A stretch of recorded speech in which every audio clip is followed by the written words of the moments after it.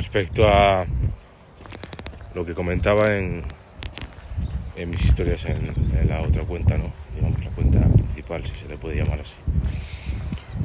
Respecto a que hoy, por ejemplo, hoy, en esta semana, de manera excepcional, cabe recalcar eso, o no, pero en principio no es algo que tenga en mente, vamos, a medio y largo plazo el hecho de entrenar los 7 días a la semana, ni muchísimo menos, ¿no? Pero si bien es verdad que se habla mucho, ¿no?, del tema, yo veo gente que duda sobre qué días, cuántos días debe entrenar y demás. Yo recomiendo a nivel general entrenar entre 3 y 5 días. Me parece una cifra tanto para el que empieza como para el que ya tiene cierto nivel, y de hecho aún más con más motivo, ¿no?, porque la carga intrínseca suele ser mayor, ¿no?, es decir, el estrés para el cuerpo. Pues eso, 3 a 5.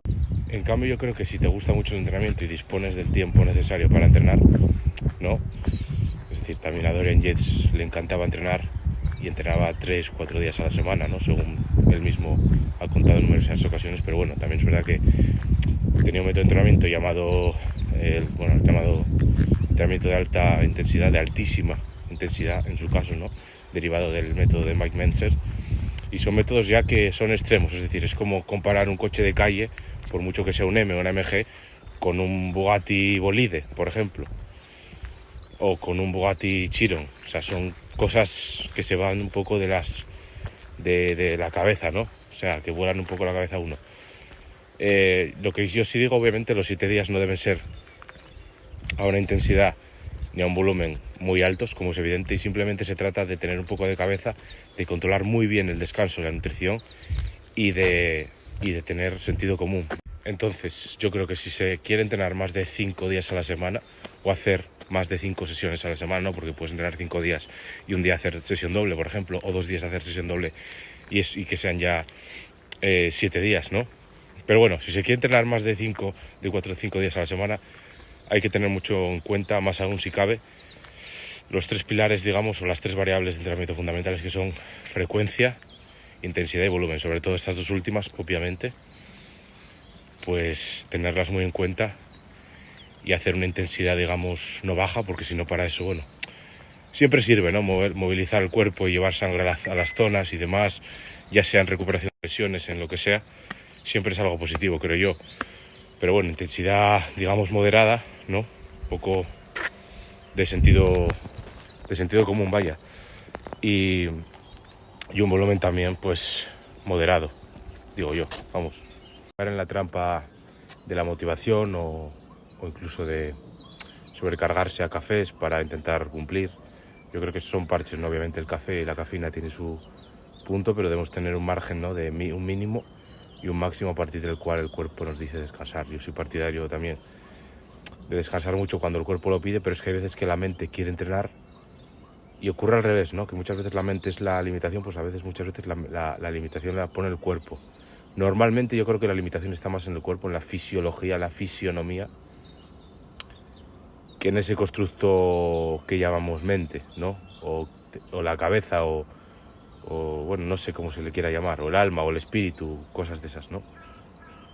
Entonces, bueno, también es verdad que no nos puede llevar a error el hecho de tener, o sea, de hacer una intensidad moderada, el hecho de, por creer que estamos más frescos, subir en demasía el volumen, aunque es obvio, aunque por paradójico que resulte, creo que, como iba diciendo, que no debemos caer en la trampa de subir el volumen demasiado porque la intensidad sea moderada o incluso moderada tirando a baja, ¿no? Yo creo que siempre hay que mantenerse una intensidad mínima para que sobre todo para mantenerse, digamos, para que nos entendamos, medio despierto y medio alerta en el entrenamiento. Si la intensidad es muy baja, será un entrenamiento, como digo yo, un entrenamiento flácido, ¿no? Que quiero decir, cuando empiezas, pues yo creo que es positivo, porque lo primero es coger el hábito y coger la costumbre de entrenar, eso es lo primerísimo, y cogerle el gusto, ¿no? Coger el gusto, ¿no? El gusto no viene solo. El gusto viene de probar, intentar probar, que no te guste, probar, y así sucesivamente hasta que llega un día que dices tú, hostia, no me gusta, o creo que me gusta, en realidad no, pero sí, pero al final lo hago y necesito hacerlo. Ahí está un poco la magia del entrenamiento y yo creo que de todas las cosas en la vida. Chao. Bueno, como postdata final o conclusión o veredicto, ¿no? Diría que lo más importante es, si te apetece entrenar 7 días a la semana, entrena. Ten en cuenta que el cuerpo lo va a notar y no va a ser lo mismo.